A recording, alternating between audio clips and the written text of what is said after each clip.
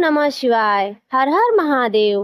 प्रिय भक्तों, 12 ज्योतिर्लिंग की कथा श्रृंखला में आज हम 5वें ज्योतिर्लिंग केदारनाथ ज्योतिर्लिंग की कथा श्रवण कराने जा रहे हैं। तो प्रिय भक्तों, चलिए इस पवित्र कथा का आरंभ करते हैं।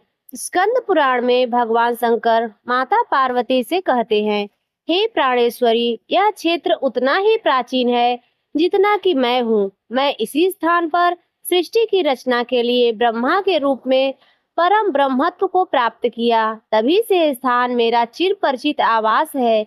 यह केदार खंड मेरा चिर निवास होने के कारण भू स्वर्ग के समान है।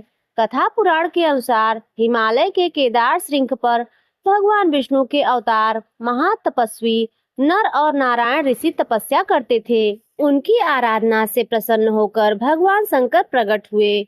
उनकी प्रार्थना अनुसार ज्योतिर्लिंग के रूप में सदावास करने का वर प्रदान किया। यह स्थल केदार पर्वत राज हिमालय केदार नामक श्रृंग पर अवस्थित है।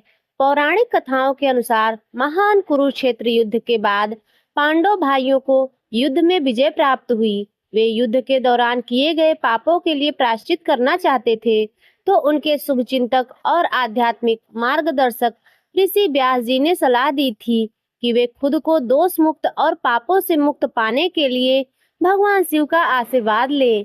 हालांकि भगवान शिव उनके पिछले कार्यों के बारे में जानकर उनसे सीधे मिलना नहीं चाहते थे। उनकी भक्ति की परीक्षा करने के लिए उन्होंने खुद को एक बैल में बदल लिया, अपनी असली पहचान छुपा ली। पांडवों ने भगवान शिव को एक बैल के रूप में पहचानते हुए उनका पीछा किया, लेकिन जैसे ही वे उन्हें पकड़ने वाले थे, उन्होंने जमीन में छलांग लगा दी। पांडवों ने जमीन खोदी और पांडव शिव के निशान का पीछा किया और वे भगवान के उत्तराखंड के हिमालय क्षेत्र में स्थित वर्तमान केदारनाथ पहुंच गए।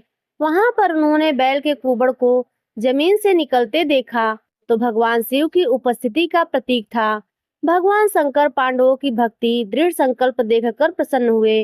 उन्होंने तत्काल दर्शन देकर पांडवों को पाप मुक्त किया। फिर उसी समय से भगवान शंकर बैल की पीठ की आकृति पिंड के रूप में श्री केदारनाथ के रूप में पूजे जाते हैं। प्रिय भक्तों, केदारनाथ मंदिर भारत के उत्तराखंड राज्य के रुद्रप्रयाग जिले में स्थित है। यह हिमालय पर्वत की गोद में बसा है। केदारनाथ की यात्रा आमतौर पर हरिद्वार या ऋषिकेश से शुरू होती है, जो प्रमुख रेलवे स्टेशन और देश के अन्य शहरों से अच्छी तरह जुड़े हुए हैं। हरिद्वार ऋषिकेश देहरादून से आप बस टैक्सी द्वारा सोनप्रयाग पहुंच सकते हैं। सोनप्रयाग से गौरीकुंड तक स्थानीय टैक्सी उपलब्ध होती है। लगभग 5 किलोमीटर। गौरीकुंड से केदारनाथ मंदिर तक लगभग 16 से 18 किलोमीटर की पैदल यात्रा ट्रैक करनी पड़ती है। यह यात्रा शारीरिक रूप से चुनौतीपूर्ण होती है, इसलिए यात्रा से कम 1 महीने पहले से तैयारी, जैसे तेज चलना, हल्की जॉगिंग, सांस लेने के व्यायाम करने की सलाह दी जाती है। केदारनाथ ज्योतिर्लिंग भगवान शिव के 12 ज्योतिर्लिंगों में से एक है और हिमालय में स्थित होने के कारण इसे सभी ज्योतिर्लिंगों में सर्वोपरि माना जाता है। यह उत्तराखंड में 4 धाम यात्रा बद्रीनाथ, गंगोत्री, यमुनोत्री और केदारनाथ का एक महत्वपूर्ण हिस्सा है।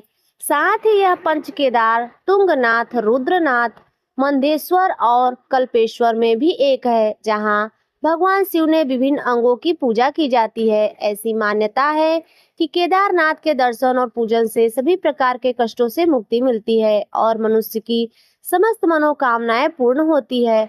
यह भी कहा जाता है कि केदारनाथ के दर्शन किए बिना बद्रीनाथ की यात्रा निष्फल मानी जाती है।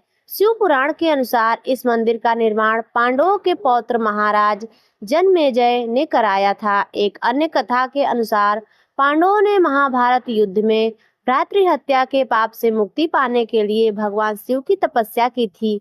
भगवान शिव ने बैल का रूप धारण किया और जब पांडवों ने उन्हें पकड़ने का प्रयास किया तो वे भूमि में समा गए। उन्होंने शरीर के विभिन्न अंग पंच केदार स्थानों पर प्रकट हुए, जिनमें केदारनाथ में उनका कुबड़ पृष्ठभाग प्रकट हुआ। मंदिर के पीछे आदि शंकराचार्य की समाधि भी है, जहां उन्होंने शरीर त्याग कर मोक्ष प्राप्त किया था। केदारनाथ धाम को सनातन धर्म में ऊर्जा का एक बड़ा केंद्र माना जाता है और यह भक्तों की गहरी आस्था का प्रतीक भी है। तो बोलिए केदारनाथ भगवान की जय। ओम नमः शिवाय। हर हर महादेव। प्रिय भक्तों, आज की यह कथा आपको अच्छी लगी हो तो वीडियो को लाइक कर दीजिए। चैनल पर पहली बार आए हो तो सब्सक्राइब कर दीजिए और कमेंट में जय केदारनाथ अवश्य लिखिए।